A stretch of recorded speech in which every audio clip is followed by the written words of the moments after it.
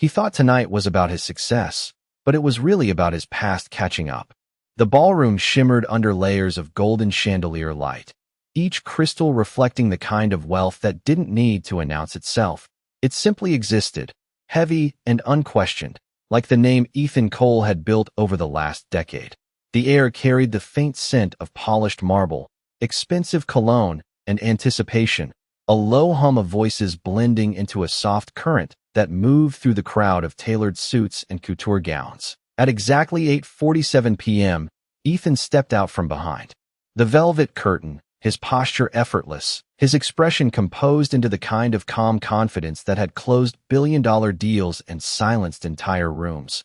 Applause followed him like a well-trained echo, polite at first, then rising as he approached the stage, the host's voice warm and practiced as it introduced him as a visionary, a leader, a man who had redefined modern success. Ethan smiled. The same measured smile he had worn on magazine covers and investor calls, the kind that revealed nothing and promised everything.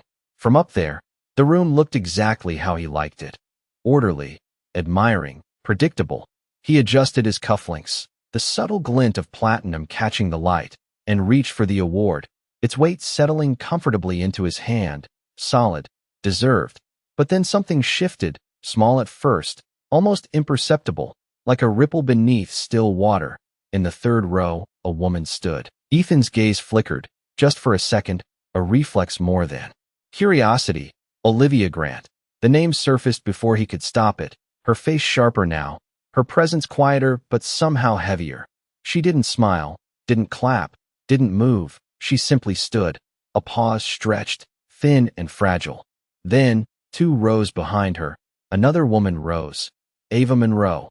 This time, Ethan felt it, a tightening just beneath his ribs, a memory he hadn't invited pressing against the present. Murmurs began to thread through the crowd, soft but growing, like wind catching fabric. Before he could recalibrate, a third figure stood, closer to the aisle, her eyes steady, unflinching. Claire Bennett. 3 points of a triangle closing in on a center he suddenly realized was himself. The applause faltered, uneven now, uncertain. Ethan's smile held, but it no longer reached his eyes. The room, once warm, seemed to cool by degrees, the light sharper, the air thinner. He shifted his stance, a fraction, grounding himself, reminding himself who he was, what he had built, what he controlled. "Let's continue," he said into the microphone, his voice smooth, measured, practiced. But even as the words left him, he knew something had already begun, something he hadn't scheduled, hadn't approved, hadn't anticipated. Olivia took a step forward, the sound of her heels against the marble floor cutting through the quiet like a metronome. Ava followed, then Claire, each movement deliberate, unhurried, inevitable. They weren't rushing him. They weren't confronting him. They were simply approaching. And for the first time in years, Ethan Cole realized the room was no longer his to command, because whatever this was, whatever had brought them here, it had been set in motion long before tonight, and it wasn't asking for permission.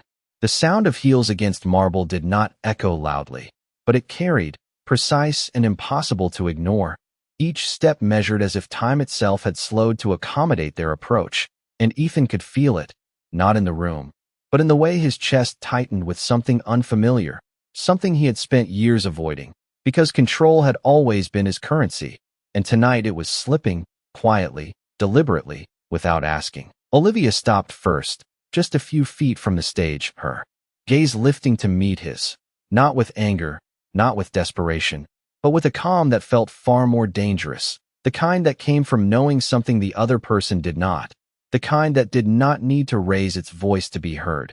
Ava positioned herself slightly to the side, her posture straight, her expression composed in that same restrained stillness, while Claire remained just behind them, forming a line that was not aggressive, but undeniably intentional, a formation that spoke.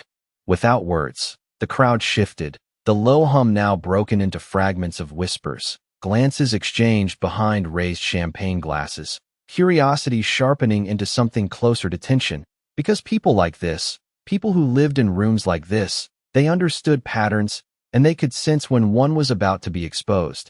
Ethan adjusted his grip on the award, the edges no longer as solid as they had felt seconds ago. His mind moving quickly, searching for angles, explanations, exits. Because there had always been a way out before, always a narrative he could control, always a version of the story that favored him.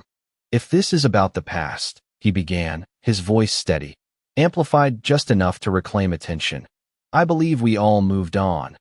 But even as he spoke, he could hear it, the subtle shift in tone, the faint strain beneath the surface, because the words sounded rehearsed, and tonight, nothing about this felt like something he had rehearsed. Olivia tilted her head slightly, as if considering his statement, then let out a breath that was almost a quiet laugh. Not mocking, not cruel, just knowing. That is the interesting part, she said, her voice carrying without the need for a microphone. Clear and controlled. We did move on. And for a moment, the simplicity of it seemed to work in his favor, until she added, just not in the way you expected. Ava reached into her clutch, pulling out a thin folder, nothing dramatic, nothing oversized. Just a simple object that somehow drew more attention than the award in Ethan's hand, and placed it on the edge of the stage without looking away from him. The gesture small but deliberate, like setting a piece on a board where the outcome had already been decided. Claire stepped forward then, closing the distance by a single step, enough to shift the dynamic, enough to make it clear that this was not three separate stories, but something connected, something aligned. We did not know each other, she said, her tone even, not at first.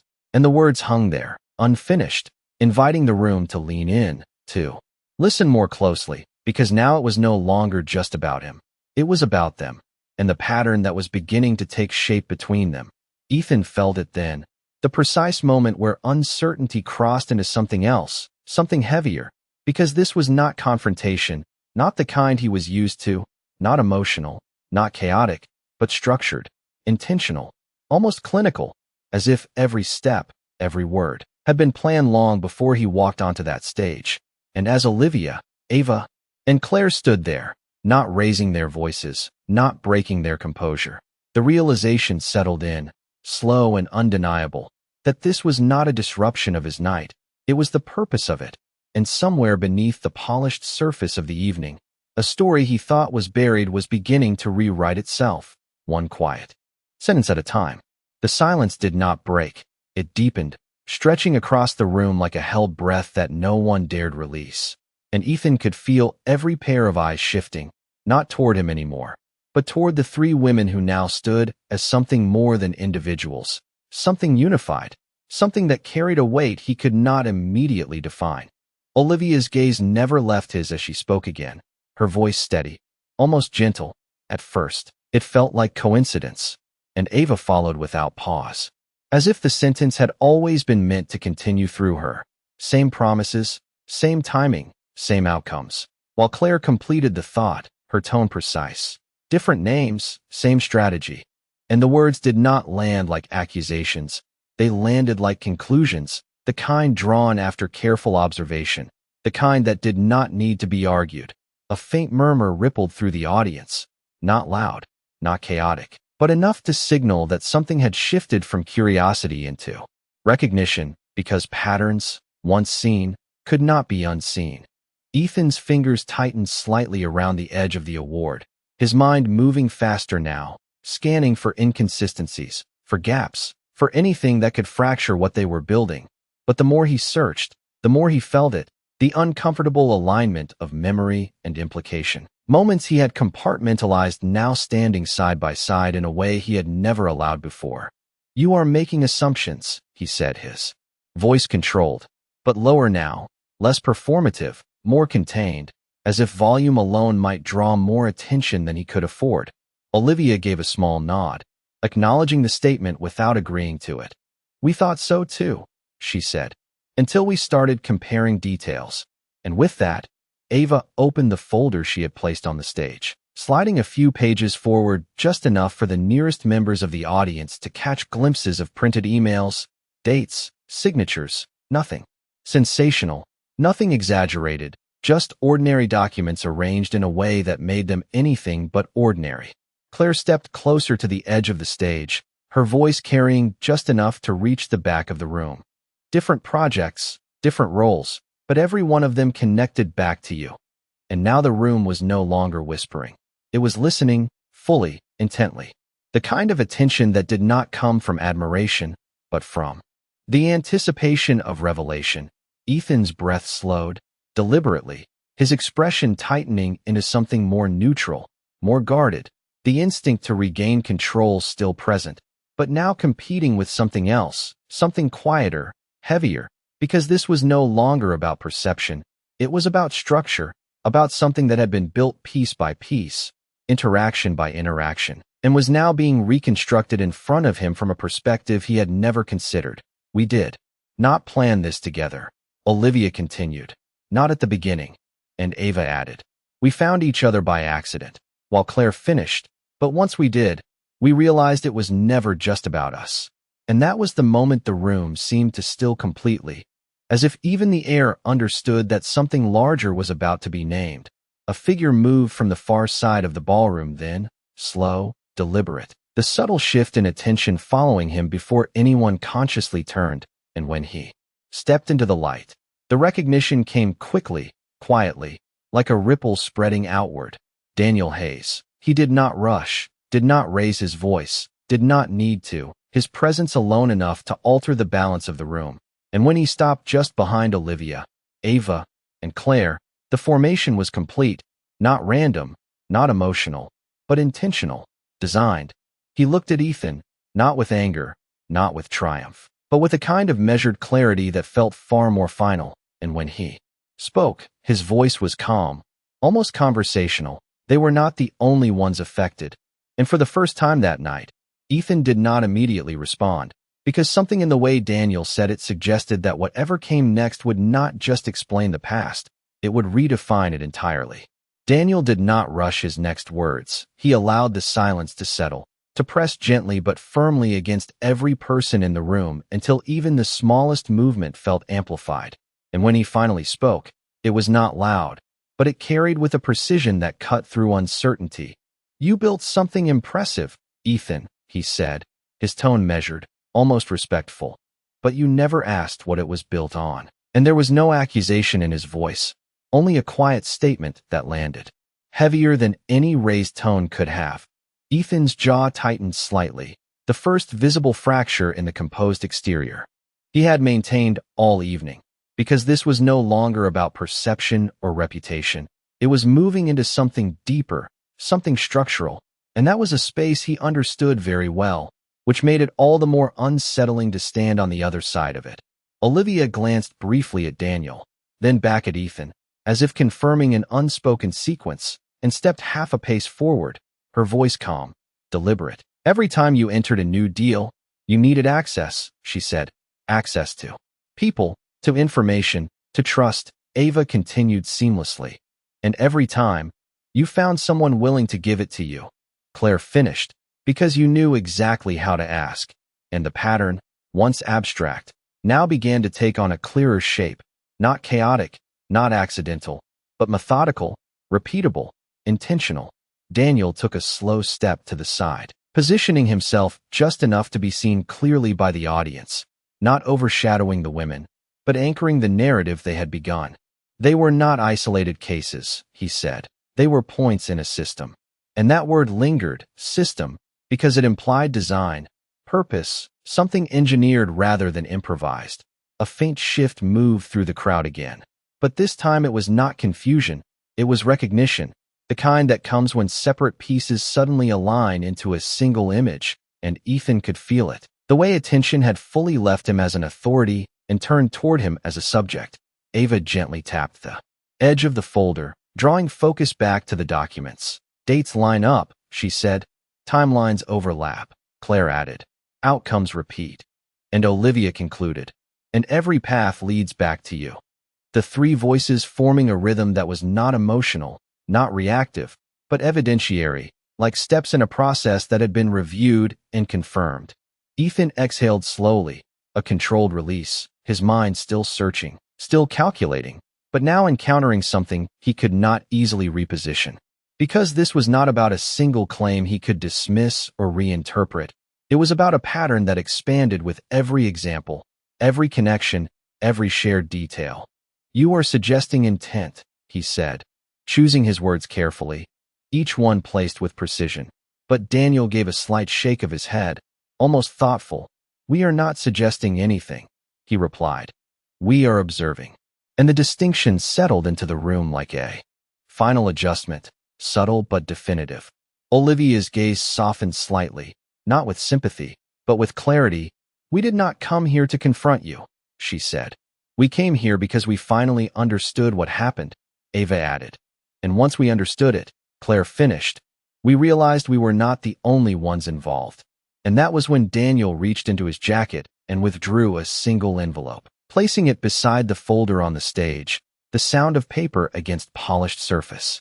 Barely audible, yet somehow louder than anything that had been said so far. He looked at Ethan again, his expression steady, unwavering. You were not just building your success, he said quietly.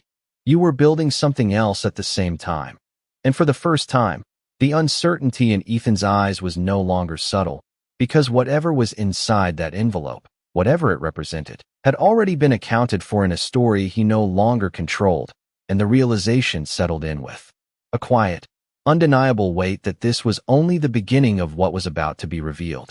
The envelope did not look extraordinary. It was plain, unmarked, the kind of thing that could easily be overlooked in a room filled with polished surfaces and curated elegance. And yet it drew every eye as Daniel's hand rested lightly on it, not opening it, not presenting it, simply acknowledging its presence as if that alone was enough to shift the balance further. Ethan stared at it for a fraction too long before lifting his gaze, his expression tightening into something more controlled, more deliberate, the version of himself that had negotiated under pressure, that had navigated uncertainty before, returning to the surface, because if this was a game, then he understood games, and he understood how to win them. If you have something to say, he said, his voice steady again, reclaiming just enough authority to remind the room who he had been only minutes ago, then say it. And for a brief moment, it seemed possible that he might regain control of the narrative, that this could still be reframed, redirected, contained. But Olivia did not respond immediately. Instead, she looked out toward the audience, as if including them in what came next, as if this was no longer a private reckoning but a shared realization. And when she spoke, her voice carried that same calm certainty. We spent weeks trying to understand what connected us, she said. Because at first, it did not make sense. Ava stepped closer to the stage, her fingers resting lightly on the folder, grounding herself in the evidence they had already laid out. Different industries, different roles, different timelines, she continued. There was no reason for our paths to cross. Claire's eyes moved briefly to the envelope, then back to Ethan, her voice precise, until we stopped looking at ourselves and started looking at you. And the shift in perspective, simple as it sounded, landed with a weight that made the room feel smaller, more focused, more intent. Daniel finally lifted the envelope, not dramatically, not as a reveal, but as a continuation, sliding a single document halfway out, just enough for the top line to be visible, a letterhead that several people in the room immediately recognized, a firm known for handling high-level financial oversight, compliance, and internal investigations, the kind of firm that did not appear unless something had already been set in motion. A subtle change moved through the audience, a tightening, a quiet recalibration of attention, because now this was no longer just a story of personal betrayal. It was beginning to touch something broader, something that extended beyond relationships into systems, into structures that governed more than just emotion. This is not about what you did to us, Daniel said, his tone even, almost reflective. That part is already understood, and he placed the document beside the folder, aligning it carefully, as if each piece had its place, as if nothing here was accidental. This is about what happened because of it. And for the first time, the implication reached beyond the immediate, beyond the room, into something larger, something that could not be dismissed as personal history. Ethan's breathing remained controlled, but slower now, his eyes moving briefly to the document, then back to Daniel, calculating, assessing, but finding no clear entry point, no obvious flaw to exploit, because this was not being presented as an argument. It was being presented as a sequence, one that had already been completed.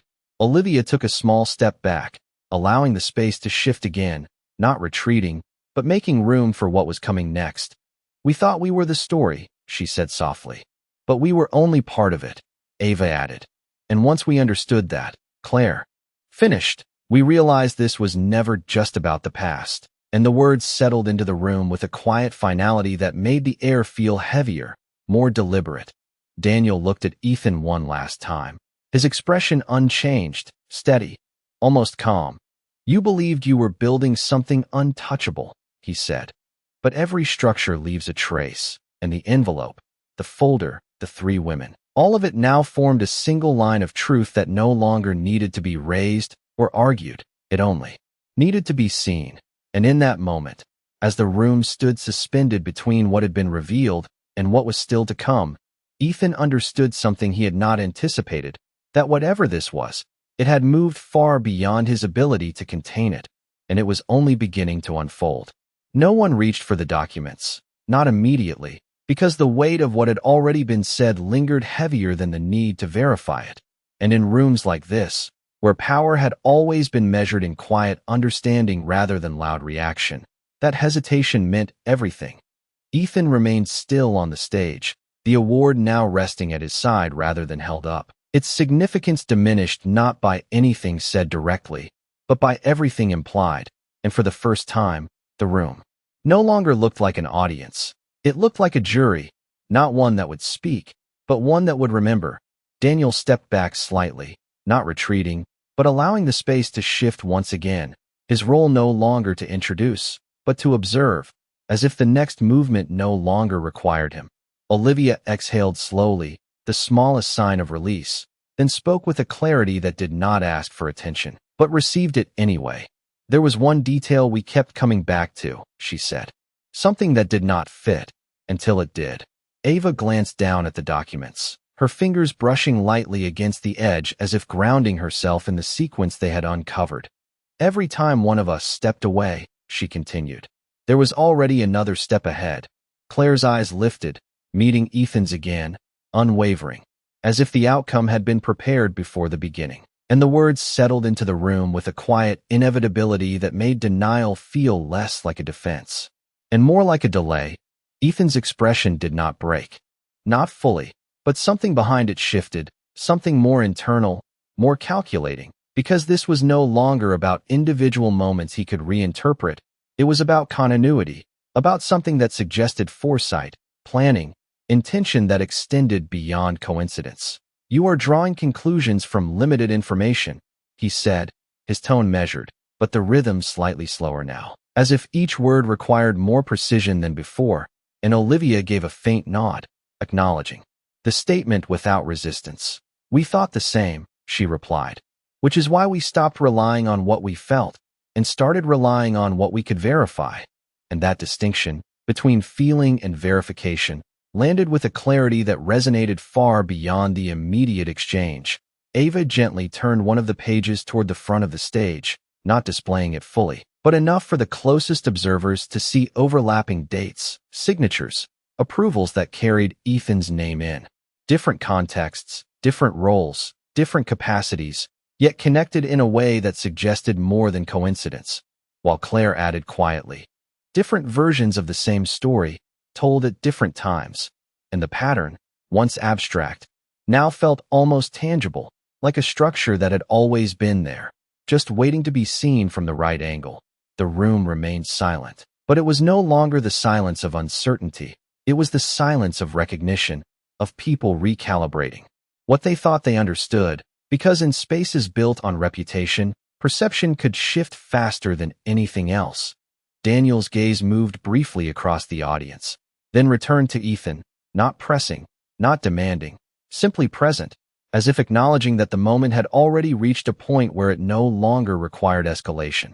Olivia took a small step to the side, creating a subtle opening in the formation, not breaking it, but reshaping it.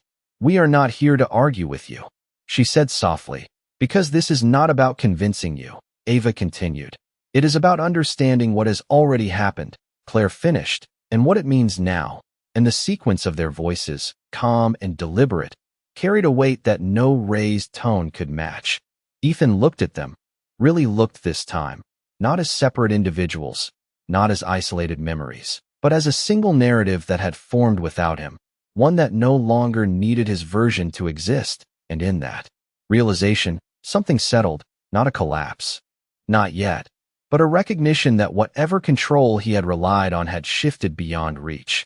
And somewhere in the stillness of that room, between the documents on the stage and the unspoken conclusions in the air, it became clear that the story was no longer unfolding for him. It was unfolding around him, and it was only beginning to reveal what had been there all along. It was not the documents that changed the room. It was what people began to remember once they saw them. Small details that had once felt insignificant now aligning with unsettling precision. Conversations revisited in silence. Decisions reconsidered without a single word spoken. Because in a world built on patterns and outcomes, recognition did not need to be announced. It simply spread. Ethan could feel it in the way no one interrupted, no one defended, no one stepped forward to restore the balance that had once favored him.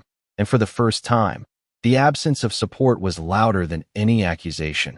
Olivia watched the shift happen, not with satisfaction, not with triumph, but with a quiet acceptance, as if this moment had already passed for her long before it arrived here.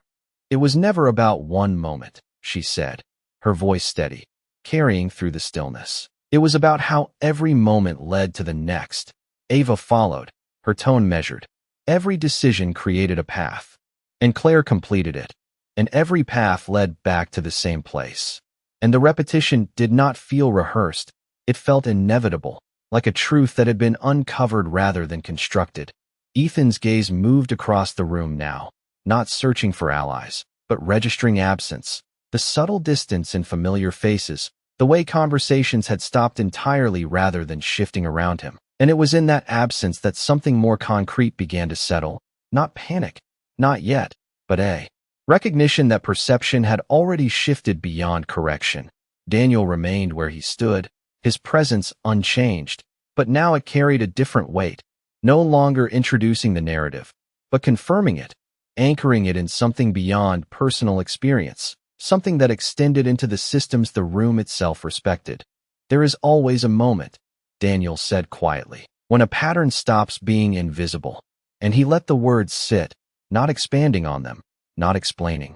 Because explanation was no longer necessary, Ava glanced once more at the documents, then closed the folder with a soft, deliberate motion, the sound subtle, but final, as if the evidence no longer needed to be displayed because it had already done its work. Claire stepped back half a step, not retreating, but creating space again, allowing the focus to return to Ethan, not as a figure of authority, but as the center of a narrative he no longer controlled. We spent a long time thinking we had missed something. Olivia continued, her voice softer now, but no less clear, that we had misunderstood, or overlooked, or failed in some way. Ava added, because it was easier to question ourselves than to question the pattern, Claire finished, until we realized the pattern did not depend on us at all. And that realization, simple and precise, shifted the weight entirely, removing the last trace of personal doubt and replacing it with something far more stable. Ethan inhaled slowly, the movement controlled, practiced, but no longer entirely steady. Because this was not something that could be negotiated, not something that could be reframed with the right words or redirected with the right tone. It was something that existed independently now, something that had already taken shape. The award in his hand felt different, lighter, less defined, as if its meaning had quietly dissolved without needing to be taken away. And in the stillness that followed, with no one speaking, no one moving, it became clear that the most significant shift had already occurred, not in what had been revealed, but in what no longer needed to be said, because the room had already understood, and that understanding was not something Ethan could undo. The room did not erupt. It did not fracture into chaos or argument. Instead, it settled into something far more unsettling. A quiet recalibration where every person present began adjusting their understanding without needing to speak it aloud. And in that silence, Ethan could feel the shift more clearly than any accusation could have made it, because silence in a room like this was never empty. It was full of decisions being made in real time, He lowered his gaze briefly, not in defeat, but in calculation, the reflex still intact, the instinct to analyze, to find leverage, to identify the exact point where this could be redirected, because there had always been a pivot, always a moment, where perception could be reshaped. But this time, there was no clear angle, no immediate weakness, only a structure that had already been laid out in front of him with a precision he had not anticipated. Olivia watched him, not with expectation, but with clarity, as if she had already seen this moment play out in a different context, at a different time, and understood exactly how it would unfold. "There was one more thing we realized," she said softly, her voice cutting through the stillness. Without force, and Ava turned slightly toward her, not surprised, not questioning, but aligned, as if this had always been the next step. It was not just the pattern. Ava continued, her tone steady. It was the timing. Claire completed it, her eyes never leaving Ethan. It was always just before something changed, and the words landed with a quiet precision that shifted the focus once again, away from what had happened, and toward when it had happened, a detail that carried implications far beyond coincidence. Daniel's gaze remained fixed, his presence unchanged, but now it felt less like observation and more like confirmation, as if the final piece of a sequence was being placed exactly where it belonged. Olivia took a small step closer, not aggressive, not confrontational, but deliberate. "Every time one of us trusted you," she said. Something else moved forward, Ava added. "A deal, a contract, an approval," Claire finished, "always within days. And the pattern, now anchored in timing rather than just behavior, took on a sharper edge, something that suggested coordination rather than repetition." Ethan's expression remained controlled, but the stillness in his posture carried a different weight now, not composed, but contained, as if the space around him had narrowed without physically changing. And for the first time, the absence of interruption from the audience felt less like curiosity and more like distance, a subtle but undeniable shift away from him. "You are implying correlation," he said carefully, each word placed with deliberate precision. But Olivia shook her head slightly, not dismissing him, but refining the point. "We thought that too," she replied, "until we looked at what happened after." And Ava reached into the folder once more, sliding out a single page, not fully displaying it, but enough to reveal a sequence of dates aligned in a way that made the pattern impossible to ignore. "While," Claire added quietly, "it was never just before something changed," she said. "It was what made it possible." And the distinction settled into the room with a weight that could not be easily dismissed. Daniel stepped forward just slightly, his voice calm, measured, but carrying a finality that did not need emphasis. "Timing is not coincidence when it repeats with purpose," he said, and for a brief moment, no one moved. No one spoke, because the implication had already reached its conclusion. Ethan looked at the documents again, then at the three women, then at Daniel, and in that sequence, something became unmistakably clear, not to the room, but to him, that this was no longer about what could be argued or denied. It was about what had already been understood, and as the silence settled once more, heavier than before, it became evident that whatever control he believed he still held had already slipped beyond reach. Not taken, not forced, but simply recognized away. For a moment, nothing moved. Not even the subtle clink of glass or the soft shift of fabric, because the room had reached a point where silence was no longer passive. It was active, holding everything in place as if any movement might confirm what everyone was already beginning to understand. Ethan stood at the center of it, not isolated, but distinctly separated, the distance not measured in steps, but in perception. In the way the room now looked at him, not as a figure to follow, but as something to reassess. His grip on the award loosened slightly, not enough to drop it, but enough to acknowledge that it no longer carried the same meaning it had just minutes before. Olivia watched the shift with a steady calm, her expression unchanged, as if this moment was not surprising, only inevitable. "There is a reason we did not come to you privately," she said, her voice measured, clear, and Ava inclined her head slightly, continuing the thought without hesitation. "Because this was never something that could be handled in private," Claire finished, her tone precise. It only made sense in full view. And the implications settled into the room with quiet clarity, because visibility, in a space built on reputation, was not just exposure, it was consequence.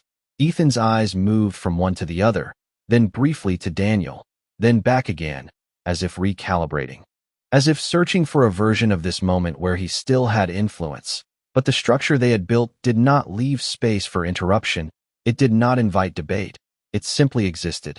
"You believe this changes something," he said finally, his voice controlled, but no longer projecting, no longer filling the room, and Olivia gave a small, almost imperceptible nod, not in agreement, but in acknowledgement. "It does not change what already happened," she said, "but it changes how it is." "Understood," Ava added. "And once something is understood differently," Claire concluded, "it cannot return to what it was," and the words, simple as they were, carried a weight that did not rely on volume, only on certainty. Daniel stepped forward just enough to align himself with them again, his presence reinforcing the shift without overtaking it. "Reputation is not built on what you say," he said quietly. "It is built on what others can confirm." And the distinction, subtle but absolute, resonated through the room in a way that no argument could counter. A man near the back lowered his glass slowly, his gaze fixed on the stage. A woman beside him leaned slightly closer, not whispering, not speaking, just observing. And these small, silent reactions began to multiply, not dramatically, not loudly, but consistently, like a pattern echoing outward. Ava closed the folder completely now, her hands resting lightly on it, as if to signal that nothing more needed to be added, while Claire stepped back half a pace, allowing the formation to hold without pressure, without escalation. Olivia's voice softened slightly, but remained unwavering.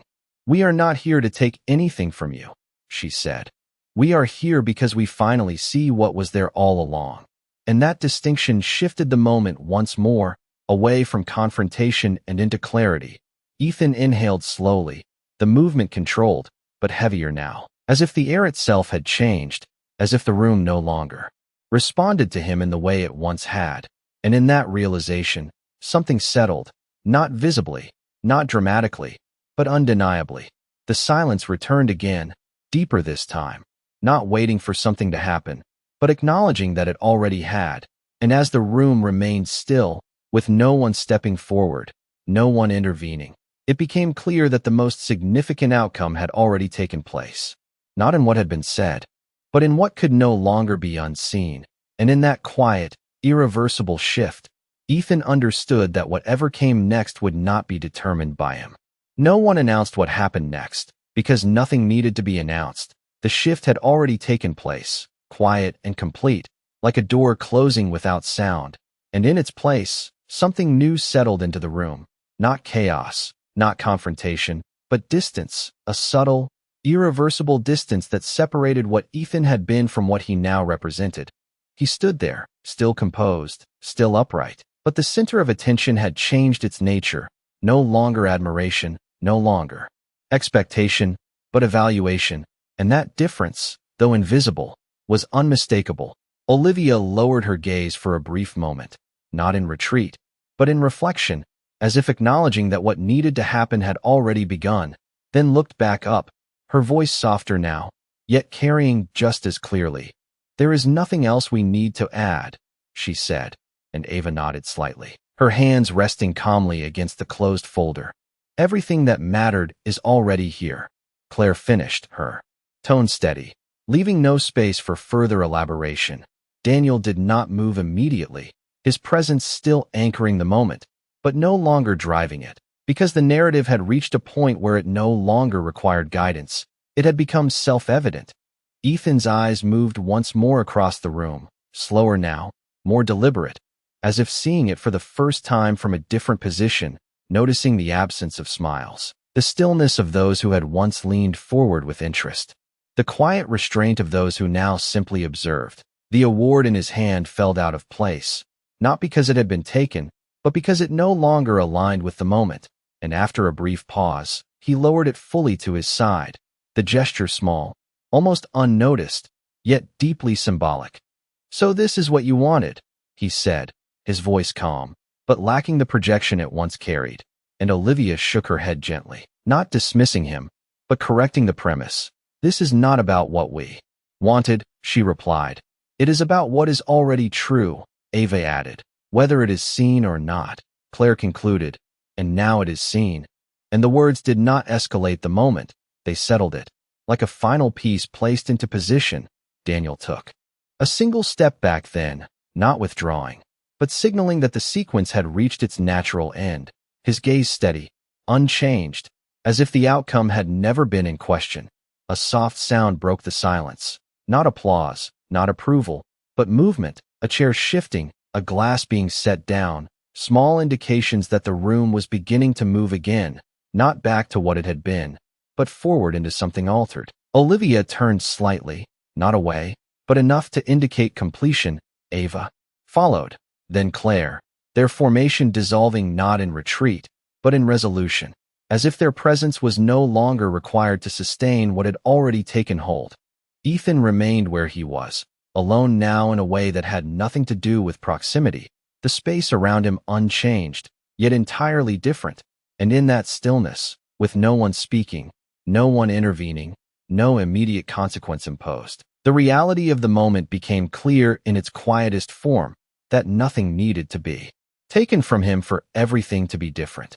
And as the room slowly resumed its motion, conversations beginning again in lower tones, glances still lingering just a second longer than before, it became evident that what had been revealed would not fade with the evening. It would carry forward, reshaping every interaction, every perception, every decision that followed, and standing there, without interruption, without defense. Ethan understood something with a clarity that did not require explanation, that the story he had controlled for so long had reached a point where it no longer belonged to him, and whatever came next would unfold without his permission. The music never resumed the way it had before, even when it technically continued, because something in the room had shifted beyond sound, beyond lighting, beyond the carefully curated illusion of ease that events like this depended on.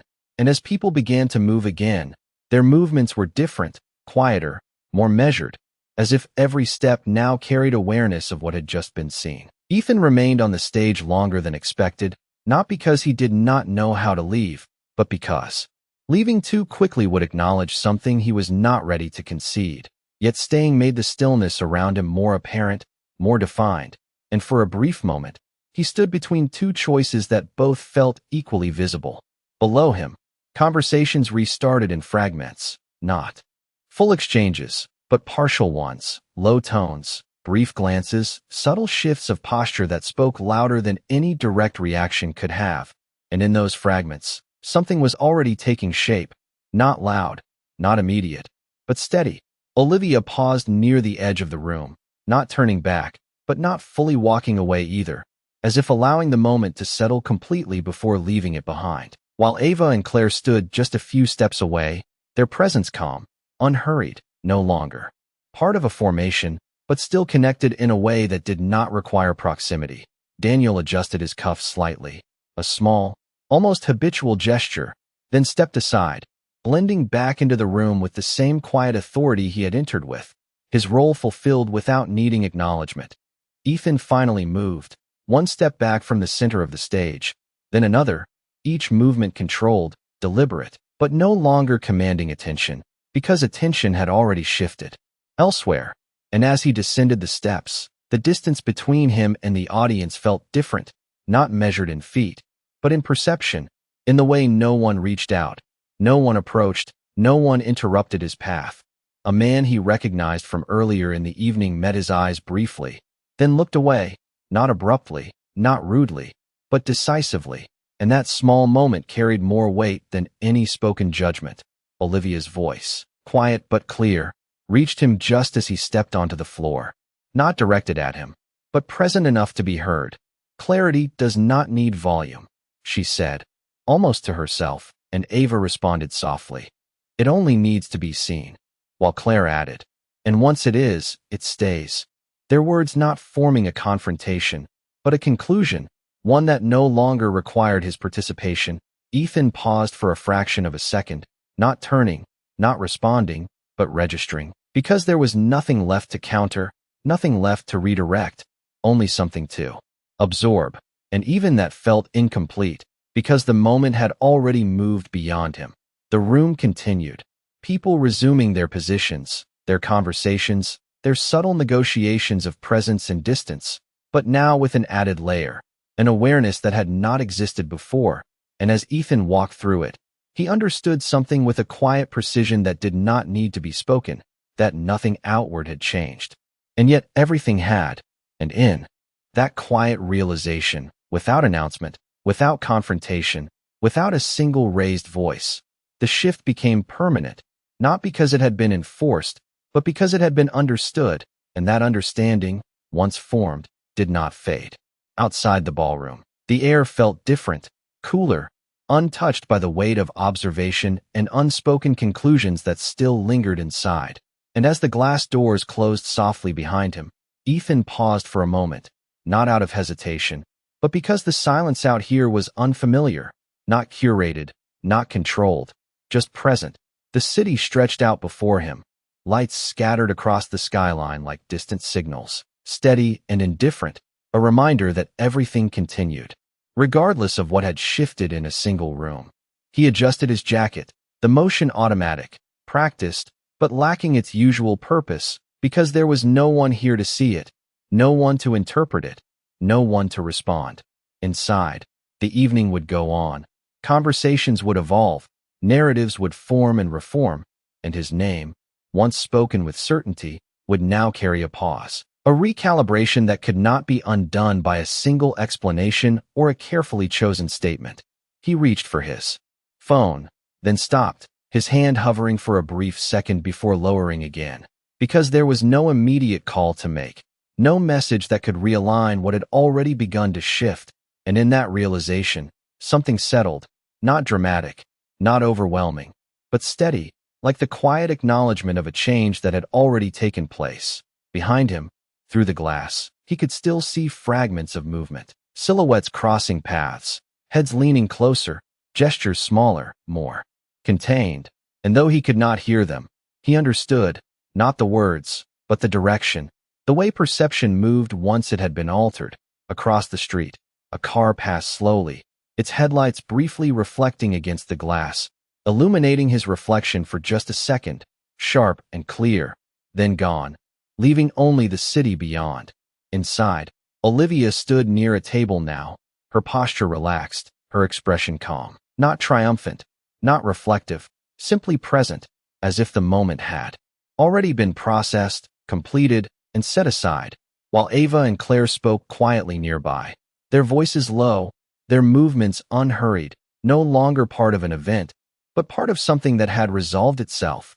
Daniel stood a short distance away, speaking with someone in a tone that carried no urgency, no emphasis, as if the most significant part of the evening had already passed and required no further attention.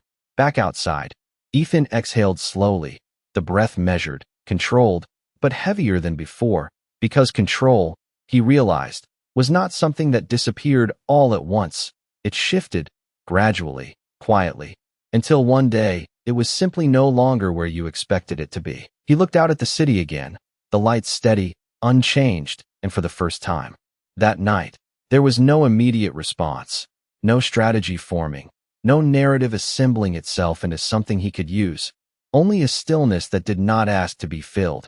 And in that stillness, the truth of the moment settled in its simplest form, not as an accusation, not as a loss, but as a recognition that what had been revealed was not something that could be argued away, only something that would continue, quietly, persistently, in every room he entered from this point forward, whether it was spoken or not.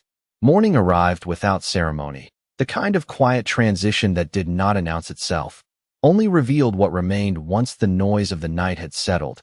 And in that early light, the city looked the same, steady and composed, as if nothing had shifted at all. Yet beneath that stillness, something had already begun to move, subtle and irreversible. Ethan stood by the window of his office, the skyline stretching out in familiar lines of glass and steel, each building reflecting a version of the world he had spent years mastering, a world defined by precision, control, and outcomes he could predict.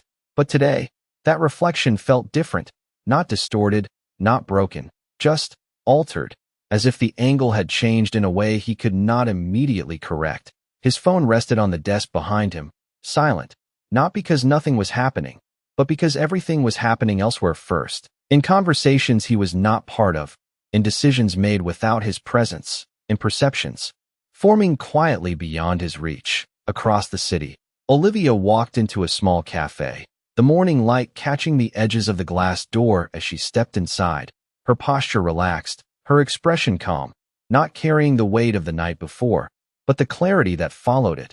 While Ava reviewed a set of plans at her desk, her focus steady, her movements precise.